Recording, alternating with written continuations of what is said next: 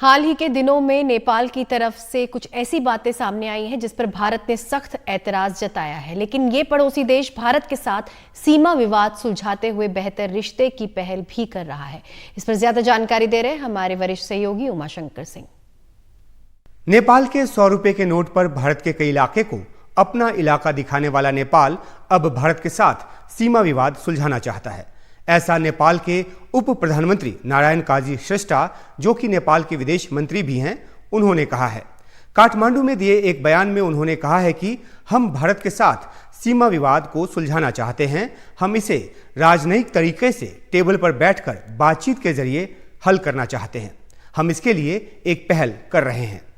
नेपाल के उप प्रधानमंत्री का यह बयान इस लिहाज से अहम है क्योंकि नेपाल ने हाल ही में 100 रुपए का जो नया नोट छापा है, उसमें उसने भारत के कई इलाके को नेपाल का हिस्सा दिखाया है।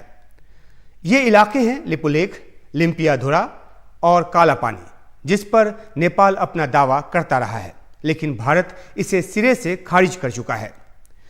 भुवनेश्वर में पत्रकारों से बातचीत करते हुए भारत के विदेश मंत्री एस जयशंकर ने कहा है कि नेपाल का यह कदम जमीनी हकीकत नहीं बदल सकता।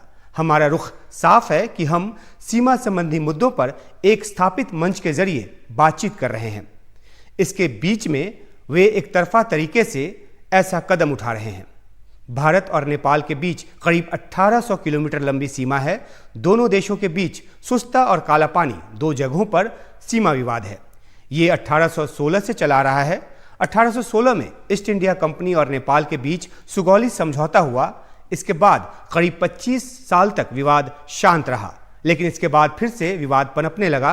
2020 में भारत नेपाल सीमा विवाद तब गहरा गया जब नेपाल ने लिपुलेख होकर कैलाश मानसरोवर के लिए सड़क बनाना शुरू किया। भारत ने इस पर कड़ी आपत्ति जताई। 2020 में नेपाल सरकार एक नया मैप लेकर आई, जिसमें उसने इन तीनों जगहों को अपने इलाके में दिखाया। इस बाबत नेपाल अपने संविधान में भी बदलाव कर चुका है। नेपाल के ऐसे कदमों पर भारत ने कड़ी आपत्ति जताई है। माना जा रहा है कि नेपाल चीन की शह पर इस तरह के विवाद को हवा दे रहा है और तभी उसने 100 रुपए के अपने नोट पर भी इन तीनों जगहों को नेपाल का हिस्सा बताया और अब बातचीत के जरिए विवाद के हल की बात कर रहा है।